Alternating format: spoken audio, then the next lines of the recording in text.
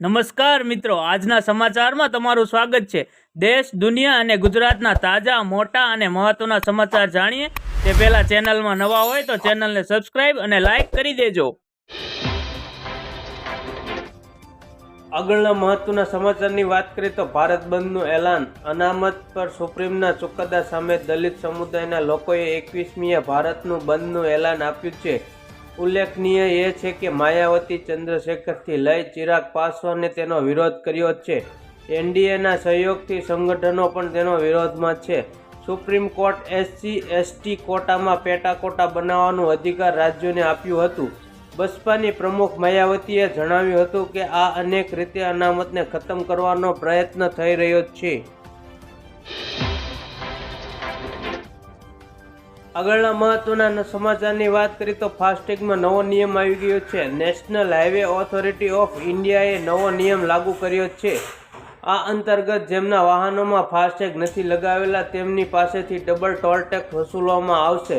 સૂચનાઓમાં કહેવામાં આવ્યું છે કે આગળના કાચ પર ફાસ્ટેગ ન લગાવેલું ટોલ પ્લાઝા ઉપર બિનજરૂરી વિલંબ થાય છે, જેના કારણે લાઇનમાં પહેલા અન્ય વાહનોને મુશ્કેલી પડે છે, જેના કારણે આ નિર્ણય લેવામાં આવ્યો છે।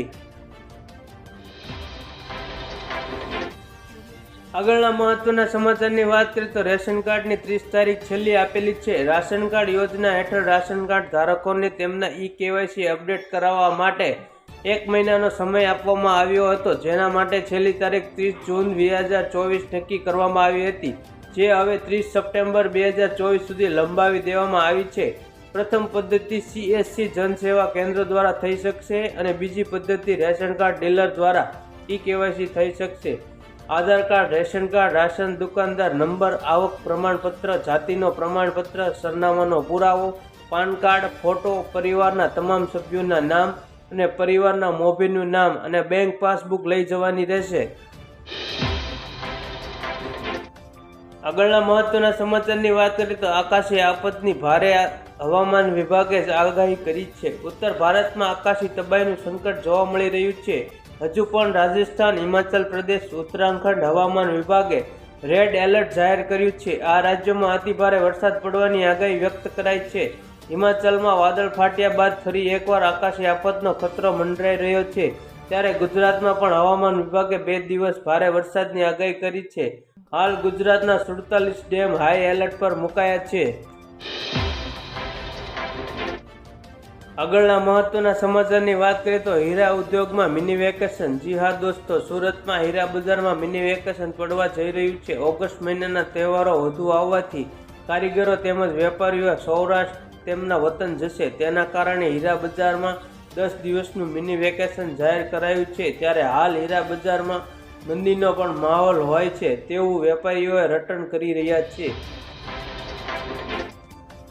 આગળના મહત્વના સમાચારની વાત કરીએ તો ખેડૂતો માટે મોટી જાહેરાત છે। જી હા દોસ્તો, વર્ષ 2023 પહેલા કુદરતી આપત્તિઓથી થયેલા નુકસાનના વળતર રૂપે 137 કરોડ રૂપિયાની જારી કરવામાં આવશે। હરિયાણા, રાજસ્થાન રાજ્યના મુખ્યમંત્રી નાયબ સૈનીનું કહેવું છે કે સરકાર હવે MSP પર 14ની જગ્યાએ 24 પાકોની ખરીદી કરશે। 10 નવા પાકોને MSP પર ખરીદવાનો નિર્ણય કેન્દ્રની જેમ લેવામાં આવ્યો છે। ખેડૂતોને વીજળી નિગમો દ્વારા કોઈપણ શુલ્ક વગર ટ્રાન્સફોર્મર બદલવાની સુવિધા પણ પ્રદાન કરવામાં આવશે।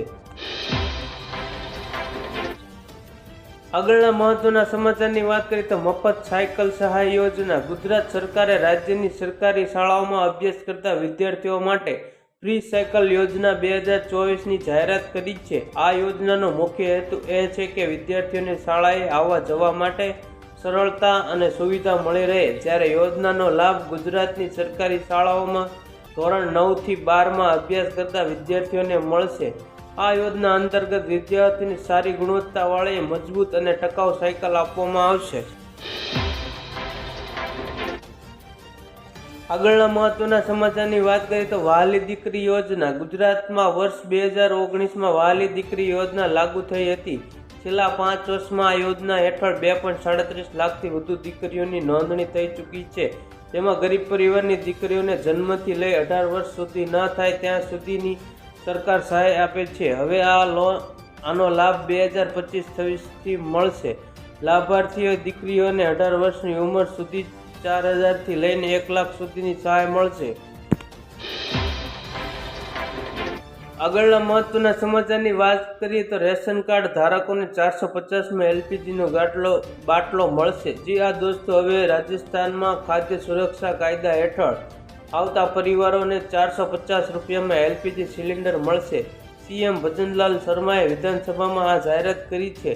અગાઉ ઉજ્જવલા યોજના અને બીપીએલ પરિવારોને માત્ર 450 રૂપિયામાં સિલિન્ડર આપવામાં આવતા હતા, પરંતુ હવે રાશન ઘઉં લેતા પરિવારોને પણ લાભ મળશે.